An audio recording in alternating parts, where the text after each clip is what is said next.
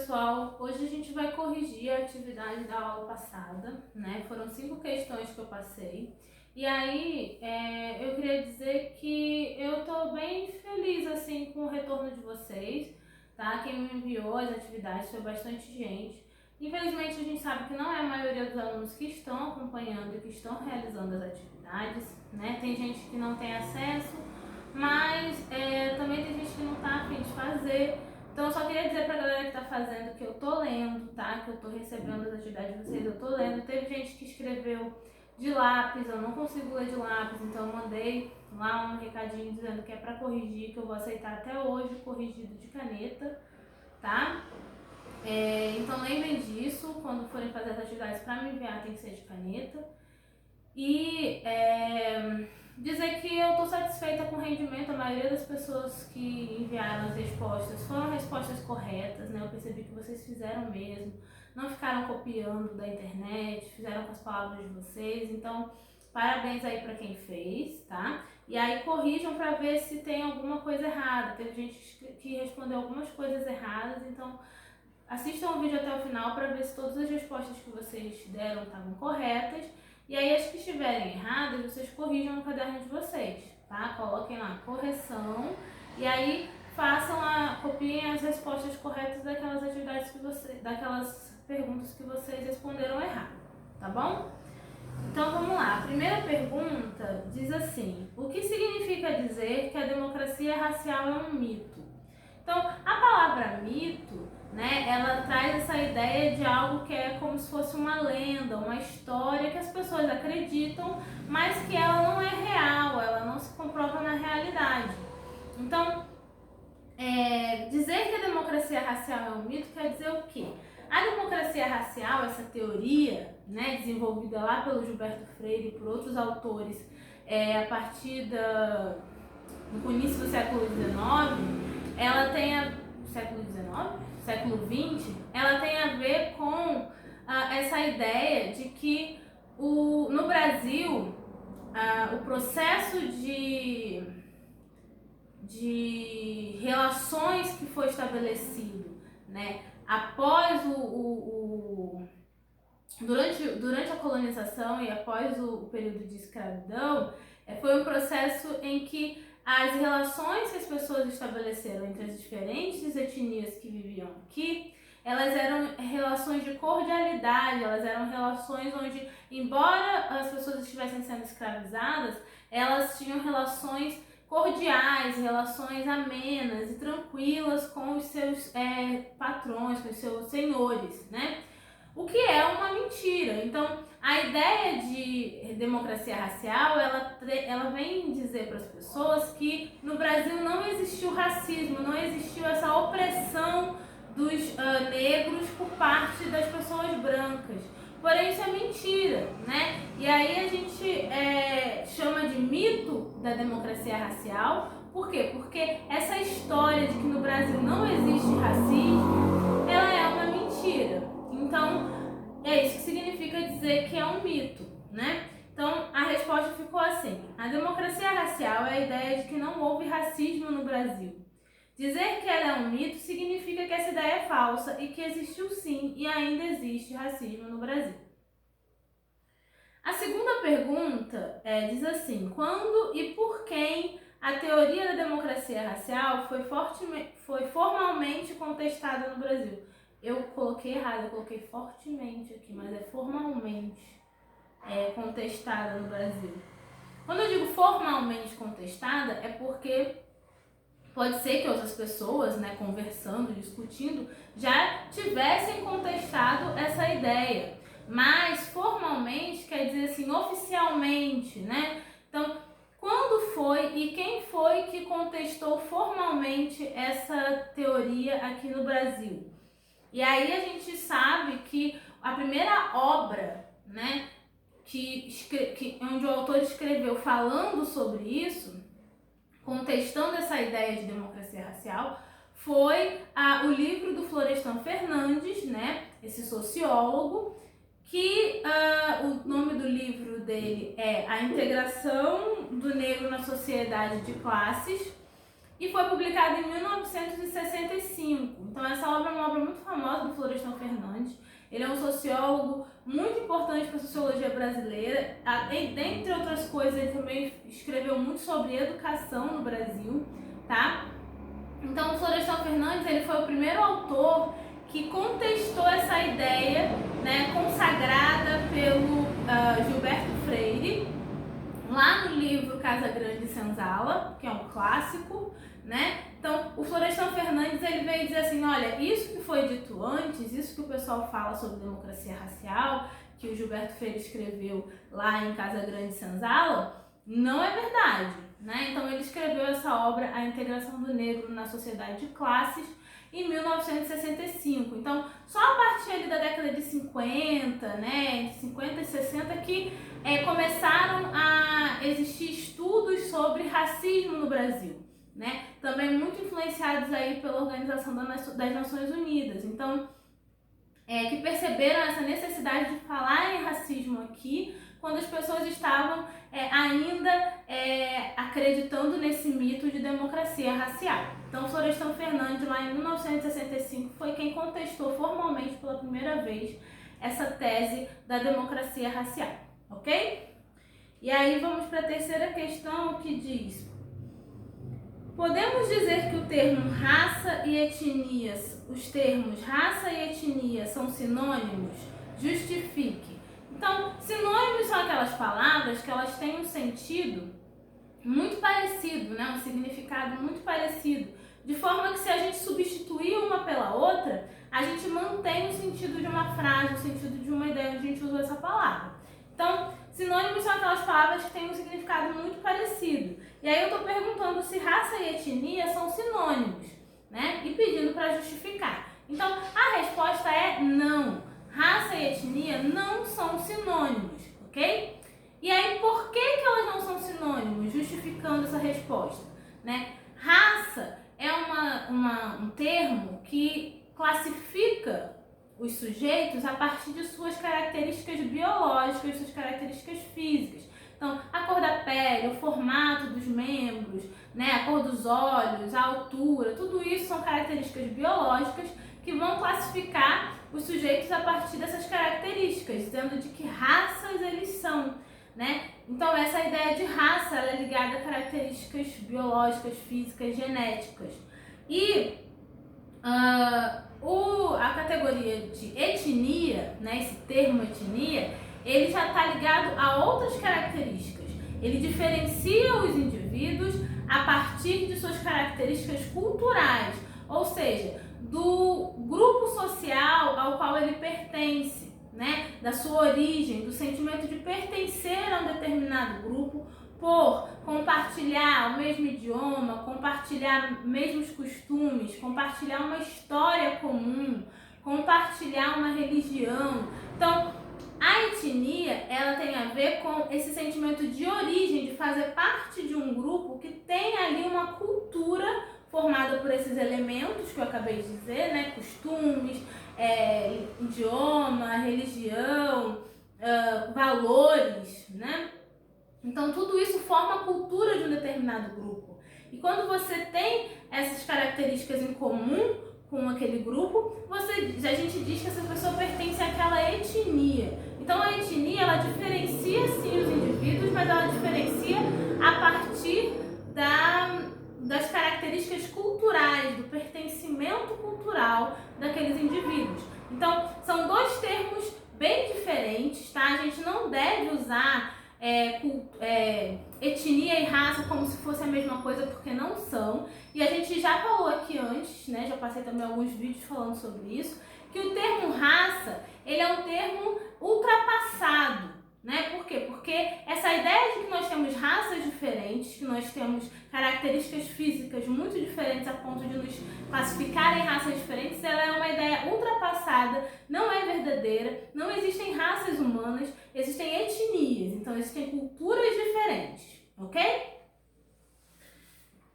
Quarta questão. Qual a importância do multiculturalismo e da interculturalidade no combate ao racismo e à xenofobia?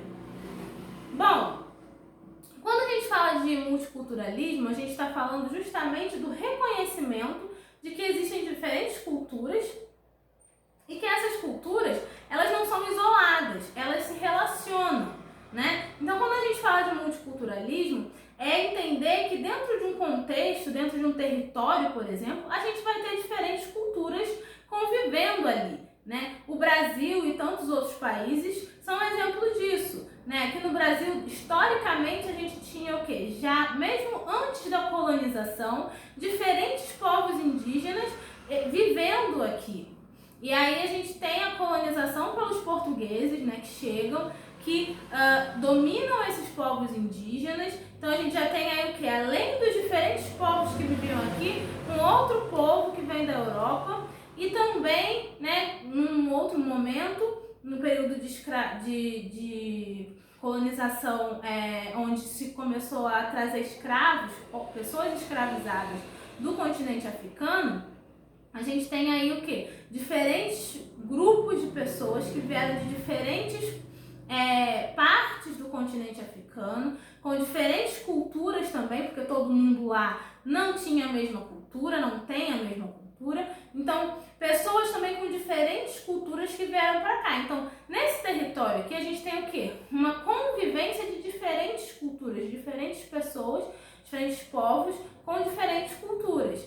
Isso, né, o multiculturalismo, ele traz essa percepção pra gente de que essas culturas, elas vão interagir entre si, porque as pessoas, elas estão interagindo entre si. Então a gente vai, em diferentes momentos, entrar em contato com diferentes elementos das culturas que estão ali convivendo. E a ideia de interculturalidade, ela tem a ver com essa percepção de que nessa relação entre essas diferentes culturas é possível, né, nascer uma interpretação, uma visão de mundo, novos pensamentos pela mistura dessas culturas. Então, a gente tem o quê? Não é que essas culturas, elas existem, elas coexistem, mas elas estão isoladas. Não, elas se misturam e criam novas coisas, né? Criam novas formas de enxergar o mundo, novos hábitos, novos costumes. Então, essas duas visões, né, o multiculturalismo e a interculturalidade, eles ajudam a gente a pensar as diferenças de uma forma dialógica, de uma forma onde elas dialogam, né? Onde elas não têm necessariamente que se combater, onde as pessoas, elas podem conviver com as diferenças e essa convivência, ela pode ser uma convivência produtiva, positiva, uma convivência que traz diferentes formas de enxergar a realidade. Então a resposta ficou assim: ambos são importantes, pois reconhecem as diferenças entre as culturas sem hierarquizá-las. O multiculturalismo compreende a pluralidade das culturas, mostrando que a convivência entre elas não só é possível, como existe e pode existir de forma pacífica. A multiculturalidade aponta para o quão frutífera e promissora pode ser a interação entre pessoas de origens e culturas diferentes. Gente, a minha letra tá feia aqui nesse papel e é ele que eu vou deixar a foto para vocês corrigirem, tá? Mas o importante é que dá para entender. Então, não tá bonita não, mas dá para entender, tá? Vamos lá. O que são ações afirmativas? Bom, então as ações afirmativas, como a gente já conversou no texto que vocês leram, né, tem explicando o que são ações afirmativas lá no livro de vocês. Também teve alguns vídeos que eu passei que falavam um pouco sobre ações afirmativas. O que são as ações afirmativas? Elas são essas medidas, né, tomadas pelo Estado, né, ou não só pelo Estado, mas também pode ser por iniciativa privada, medidas que visam compensar as desigualdades que são historicamente construídas na nossa sociedade. Então a gente sabe que o processo de escravização de negros que trouxe pessoas do continente africano para diferentes lugares do mundo, pessoas que vieram na condição de escravos, ele fez com que a população negra que vive nos diferentes países do mundo, ela vivesse durante muito tempo, né, durante séculos, e aí vamos entender, durante séculos, sendo tratada como objeto, tendo sua dignidade, sua humanidade, seus direitos negados enquanto pessoas que eram consideradas inferiores. Então esse processo de escravização ele durou muito tempo e quando ele terminou, essas pessoas elas não tiveram auxílio para se estabelecer socialmente, elas foram deixadas na sociedade para viverem supostamente como iguais, porém a gente sabe que elas não foram tratadas como iguais, elas não tiveram direitos iguais, né? Elas permaneceram durante muito tempo sendo tratadas de formas diferentes e sendo excluídas de direitos, sendo excluídas de acesso a diferentes benefícios e a diferentes bens sociais, como educação, como direito ao voto, né? Direitos trabalhistas. Então, a população negra em diferentes lugares do mundo, ela precisou se organizar para lutar pelos seus direitos, que é a luta pelos direitos civis, né? Quando a gente fala da população negra, não foi só a população negra, não, né? Os povos originários indígenas que viveram aqui no Brasil, que ainda vivem, né? Durante muito tempo também foram excluídos desses direitos, e não só no Brasil, em diferentes lugares do mundo. Todas as populações que sofreram o processo de colonização, em geral, elas passaram por isso, né? Por esse processo de exclusão. E isso não durou pouco tempo, isso durou séculos. E aí, quando a gente chega hoje e vê que os descendentes dessas pessoas, ou seja, hoje não tem pessoas negras que são escravizadas por serem negras, mas pessoas negras são descendentes de outras pessoas que foram escravizadas no passado. E a herança que se tem hoje, infelizmente, para os descendentes desses povos, elas não são heranças de riqueza, muitas vezes elas são heranças de exclusão. O que eu quero dizer com isso? A população negra, a população indígena, os diferentes povos originários, eles demoraram muito tempo para conseguir acessar a educação, para conseguir acessar o direito à propriedade privada, condições dignas de trabalho. Isso faz com que, na atualidade, quem vive hoje ainda sofra consequências do que aconteceu no passado, né? Então, quando a gente fala de ações afirmativas, a gente está tentando fazer o quê? Com que essas pessoas que estão numa situação ainda inferior, elas possam ser colocadas em pé de igualdade com pessoas que trazem privilégios, que herdaram privilégios, né? Herdaram privilégios em que sentido? Que vieram de famílias que já têm uma educação há muitos anos, educação no sentido de educação formal, né? Que vem de famílias que têm condição financeira mais estável, que tem uma tradição, né, de formação dessas pessoas para o trabalho, na educação formal, na universidade, dentre tantas outras coisas. Então, as populações brancas, elas têm muitos privilégios comparados com as populações originárias, com os povos que foram escravizados. E as ações afirmativas, elas servem para colocar essas pessoas em pé de igualdade, né? Para que elas concorram dentro da sociedade de uma forma mais justa.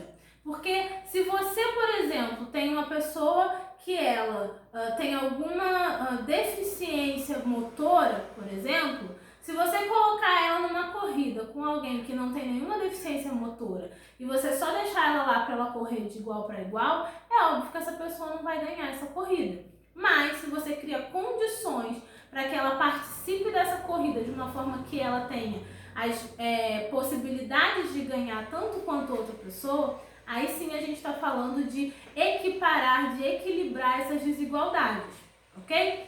Então, as ações afirmativas, elas são ações que não são para durar muito tempo.